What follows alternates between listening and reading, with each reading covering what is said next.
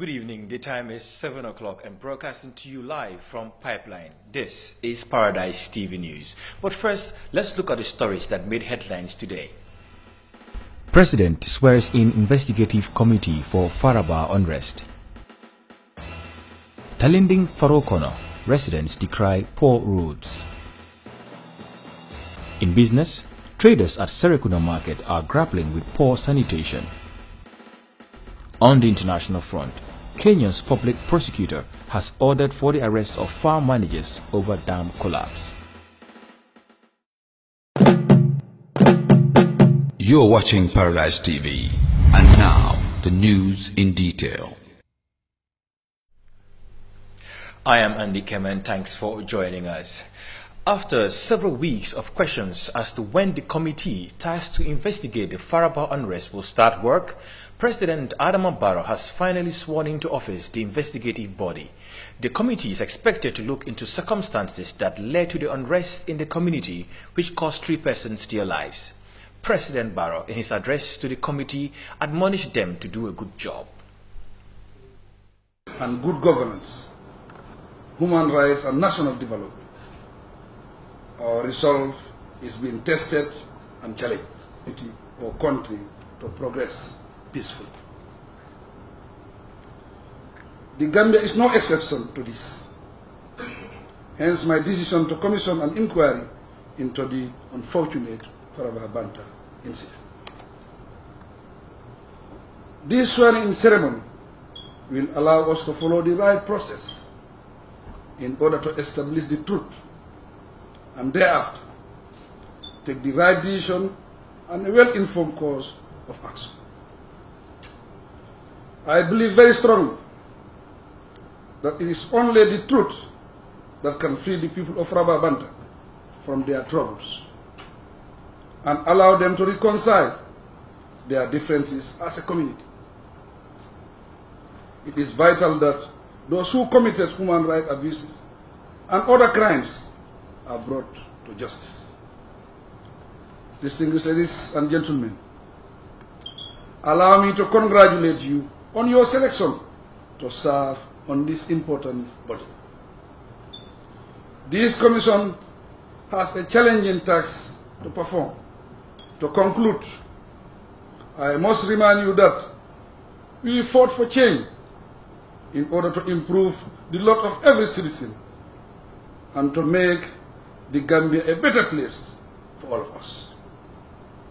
Therefore, let us unite, and together we will be stronger to move on. And now moving away from the State House, residents of Talinding Farokono are worried that the onset of rains may prevent them from carrying out their normal activities. Their worry is due to the poor nature of the roads in the area, which collects water with the least amount of rains. The residents are therefore appealing to government to come to their aid. Fatima Yoyosar reports. Sanji jama mol min be sabateri nyin dinkirato ika koliya ko soto nika boy la suwol kono nin samaketa ila koliya ko dun ka lankama bake nin samaketa surtout nata mbita montoro wati kilina mol min be nyin dinkiral dunto ila ta mansa kunda ena pour essayer dema aja ko men la mantoro ka siya tebal la mantoro sisiya dinde wala mantoro sisiya mune kamala bawo kaje silo na namata hani motolo fango tango ila taka koleya yo dinde won siboy jana. We apologize for the wrong insert over there, but we'll try and get the story back to you before the end of this news bulletin.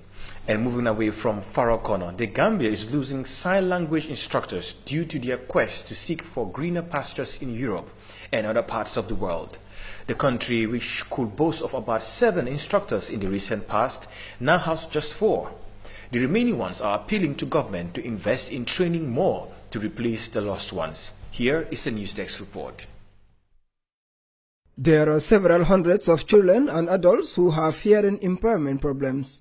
These conditions makes it difficult for them to hear or understand spoken messages. In order to help this group of people, visual language known as sign language was developed. Sign language has unique vocabulary with its unique grammar.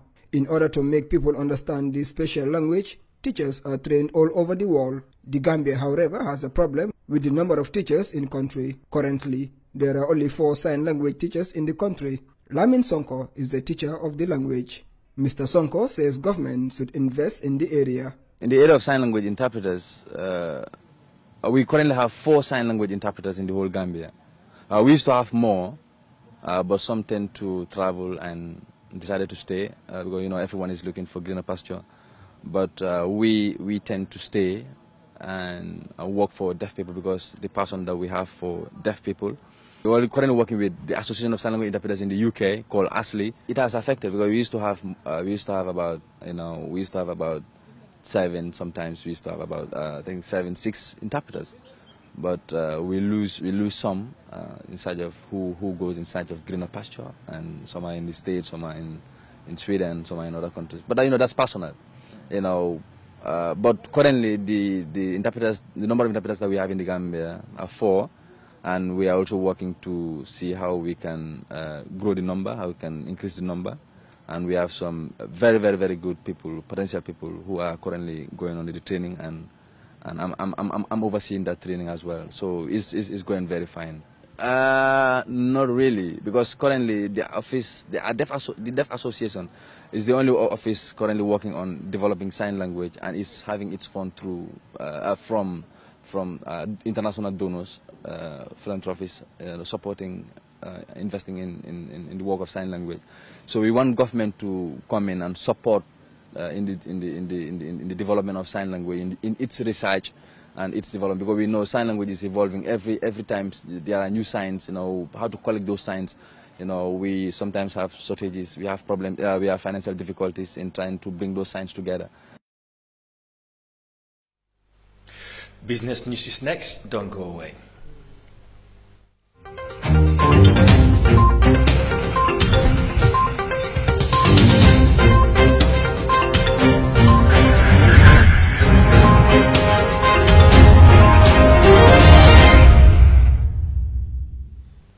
Now, let's do business.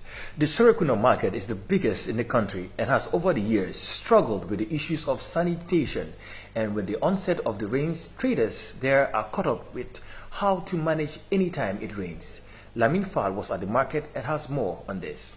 Sanitation at the Serekunda market remains a challenge, especially during the rainy season. The second rain we saw yesterday left this behind. Taxi drivers are prevented from coming to this side of the market. Pedestrians are struggling to get to the other side. Paradise TV News is not going to stop here. Let's go inside the market and see how it looks like.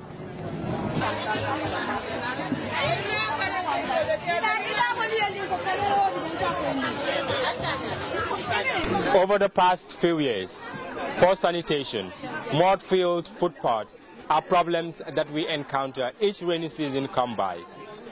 We are tired. This is the place where we get our livelihood. We want the authorities to look back at us, to come to our aid, to look back at their campaign promises. For when it was campaign period, they promised that all these problems will come to pass. But we are here encountering the same issues over and over again. We gave them our votes for them to take care of our needs, and this one is of paramount to us. Lamin Fall, Paradise TV News. We'll now go for a quick break, but when we come back, Alpha Jallo will be in the house to give us the latest updates in sports. Don't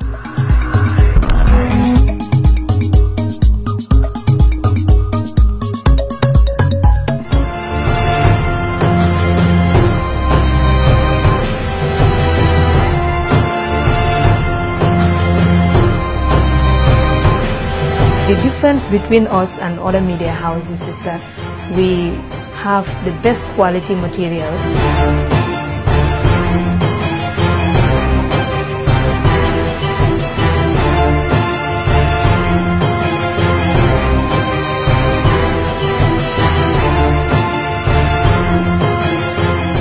While working here, it's exciting.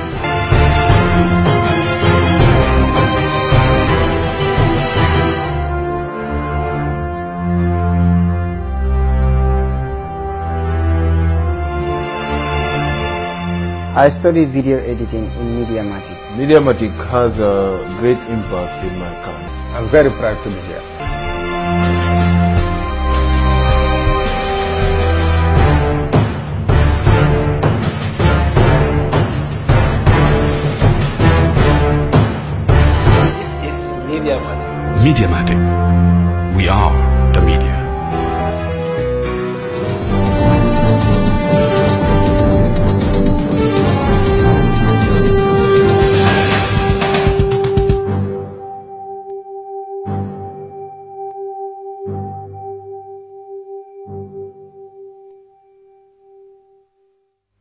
Well, folks, it's time for some sports, and Alpha Jallo is in the studio to give us the latest updates in the world of sports. Over to you, Alpha. Thank you very much, Andy.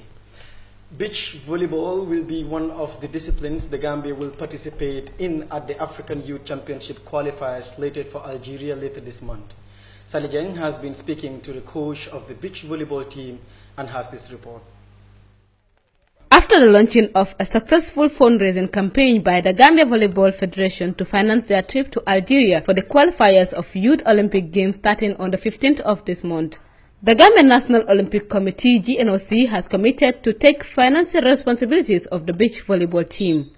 The newly appointed coach Pabaro have been speaking to Paradise TV during his first training session with the team at Sun Beach, Fajara Cape Point. Actually, in fitness level, they are fit. Technically, it's well we tend to develop because we have been training for so long. We never organize any test games. So this is an opportunity for both the players and the technician to know the weakness and the strength of the team.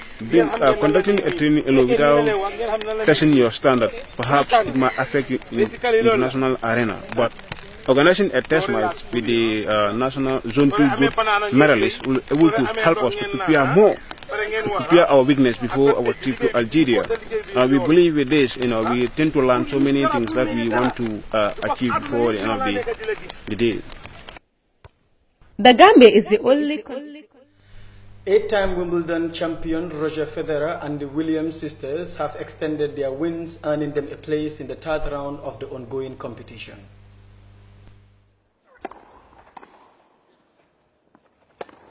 Eight-time Wimbledon champion Roger Federer extended his Wimbledon streak to 26 successive sets with a routine victory over Lukasz Lashko in the second round.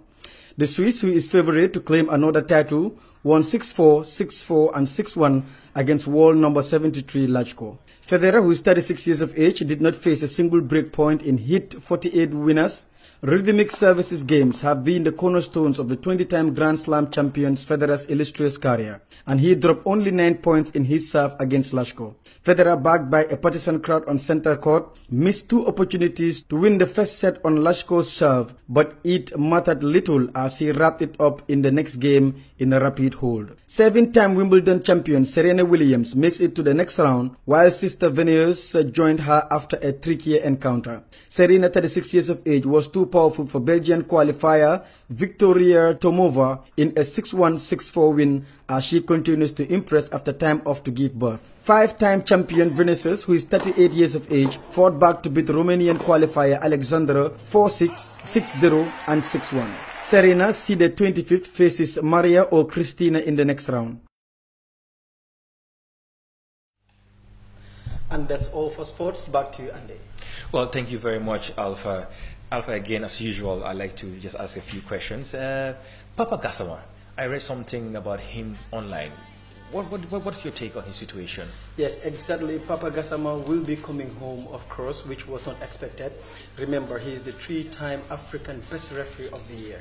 And yes, but this time around he is going home for the simple fact it is not because of his performance during his first game that he also refereed during the World Cup, but it has to do with one of his partners, that is the Kenyan referee, who is accused of bribery and of course corruption. So that is the reason why if one of your panel members are obviously missing, then it gives you a bit of a disadvantage. But nonetheless, we have seen the Senegalese referee Malak Jaju is still there, and of course a Zambian referee representing CAF.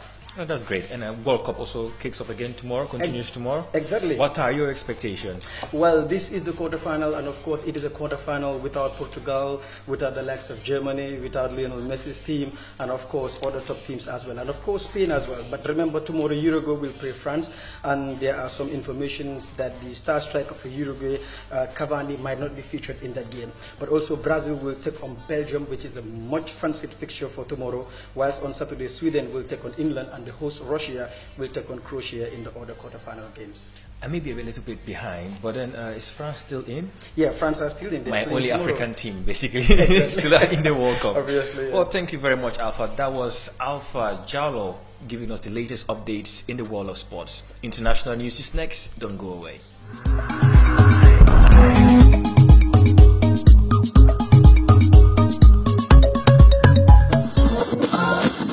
Paradise FM, the best radio in town. With Paradise FM, you're served the latest tunes, hip-hop and R&B, reggae, salsa, mbala. Broadcasting live 24/7 on 105.7 FM, Paradise FM, as well as online streaming on www.paradisefm.gm with the best quality audio output. Find the best DJs and presenters to entertain you with a high level of professionalism. Investing in the latest high-tech equipment, your adverts are played with the best automation software that gives you an exact schedule for real-time monitoring.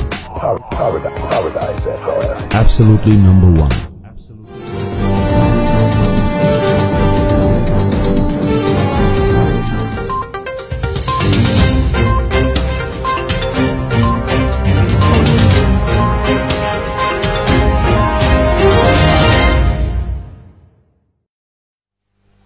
And now with news outside the Gambia. Zimbabwe military say they will stay neutral in the upcoming election and denies reports of its intention to influence nationwide voting scheduled for July 30th. This follows a declaration by the opposition not to participate in the election. The military is under close scrutiny following its brief takeover in November that led to the resignation of former President Robert Mugabe. Previous elections under Mugabe were marred by violence, intimidation and fraud, often alleged to involve the security force. In a media conference held in Harare ahead of the presidential, parliamentary and local polls, the Zimbabwe Defense Force spokesman Overseen Mogwesi says the army has no direct role in the upcoming elections. Following the military statement, the leader of the main opposition Movement for Democratic Change (MDC) party, Nelson Chimasa, says it will not participate in unfair elections and raised the prospect of calling for the elections to be run by an outside body. July's polls will be the first ballot box test for Mnangagwa and the first since Mugabe was forced to resign after 37 years in power. President Emerson Mnangagwa has pledged to hold free and fair elections as he seeks to mend international relations, but the main opposition remains unconvinced by his stated commitment to democratic standards. Kenya's public prosecutor Nordin Haji has ordered for the arrest of 2 farm and several government officials over a dam which collapsed and killed more than 47 people in May. The 9 officials will be prosecuted for manslaughter and for neglecting their duty. Investigators had found the dam was constructed by unqualified staff and had breached environmental laws. The dam, variously known as Patel Milmet or Solai Dam, is located on private farmland where flowers, macadamia nuts and coffee are grown, about 190 kilometers from the capital Nairobi. It burst after heavy rains in the area, sending a reported 70 million liters of water towards the homes below and destroyed everything in its path. Mr. Haji says officials from the state agency in charge of water management had irregularly issued the dam's permit and that the government's environment regulators had failed to conduct compliance checks. Shortly after the dam burst, its owner Masukla Kansagra Patel denied reports that it was illegal, telling a local TV station that all the dams in his farm had proper permission. Mr. Haji says in his statement that there was enough evidence to prosecute all the state officials as well as 2 senior managers working for Mr. Patel. And with that story from Kenya, we come to the end of Paradise TV News. But before we let you go, let's remind ourselves of the stories brought to you earlier.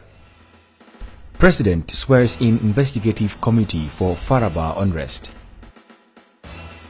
Talinding Farokono, residents decry poor roads. In business, traders at Serekunda Market are grappling with poor sanitation. On the international front, Kenya's public prosecutor has ordered for the arrest of farm managers over dam collapse. You're watching Paradise TV. Well, folks, that's all for today's edition of Paradise TV News in English. But don't forget, News in Mandinka is at 8 and News in Wolof is at 9. Have a good evening.